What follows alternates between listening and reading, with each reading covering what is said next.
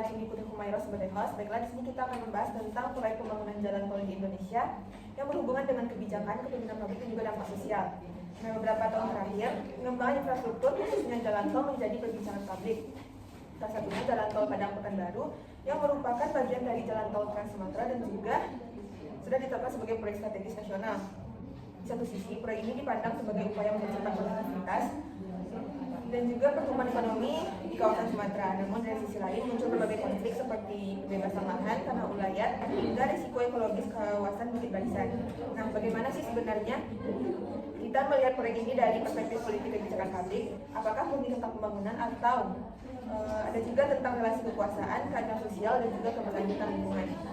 Di sini saya sudah mendatangkan dua narasumber yaitu Melani dan Farida.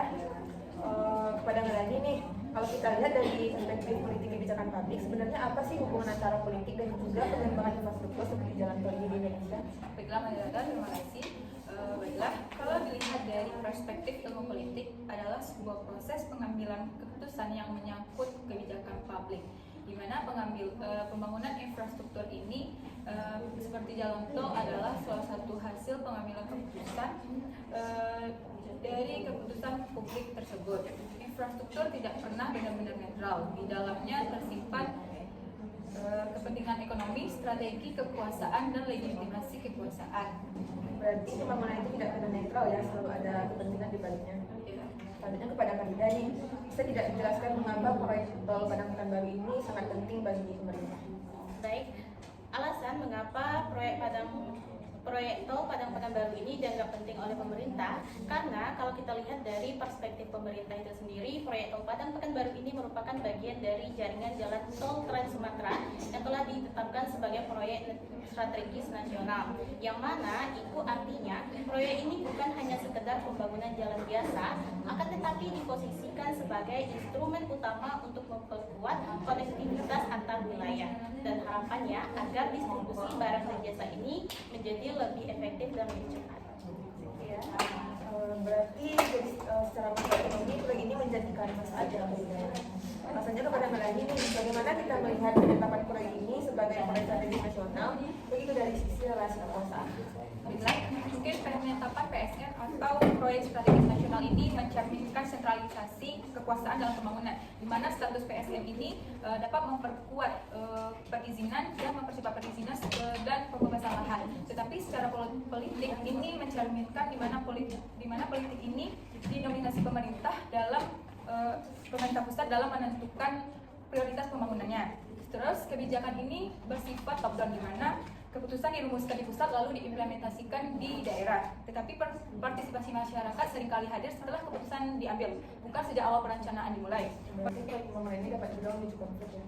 Maksudnya kepada Farida nih, salah satu isunya kan itu ada pembebasan lahan, khususnya tanah ulayat, dan juga mengapa isu itu sangat sensitif di Baik, persoalan untuk tanah ulayat dalam proyek ini menjadi isu yang sangat sensitif, yaitu karena dilihat dari sistem adat Minangkabau itu sendiri bahwa tanah ulayat ini tidak hanya dipandang sebagai aset ekonomi semata, akan tetapi tanah tersebut memiliki makna sosial budaya bahkan historisnya.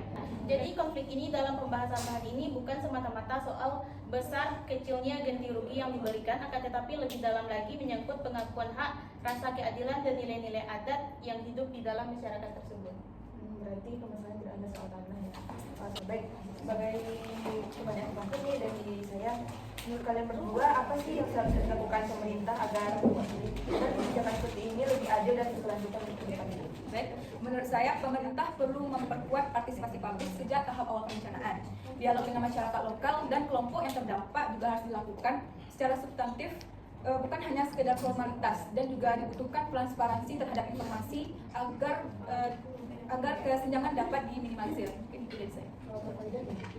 Kalau dilihat agar pembangunannya lebih adil dan berkelanjutan, yaitu bisa dengan memastikan proses pembebasan lahan secara langsung dan transparan dan partisipatif. Harus ada kebijakan pendampingan ekonomi yang nyata dan terukur. Kemudian pelatihan keterampilan bagi masyarakat yang kehilangan mata pencahariannya dan memberikan akses pemodalan dan pengupayaan masyarakat lokal ke dalam rantai ekonomi yang baru. Sekian. Baiklah, terima kasih kepada dua narasumber kita yaitu Melani dan Farida atas diskusinya yang menarik pada pagi malam siang ini. Dari diskusi ini dapat disimpulkan bahwa proyek pembangunan jalan tol di Indonesia termasuk Sumatera Barat, merupakan bagian dari strategi besar negara dalam mendorong pertumbuhan ekonomi dan juga konektivitas nasional. Pembangunan ini tidak hanya soal membangun jalan, tetapi juga tentang bagaimana kebijakan tersebut mempengaruhi kehidupan sosial, budaya, dan juga lingkungan masyarakat. Baiklah, sekian podcast dari kelompok 2. Bila ada kesalahan kata mohon dimaafkan. Wassalamualaikum warahmatullahi wabarakatuh.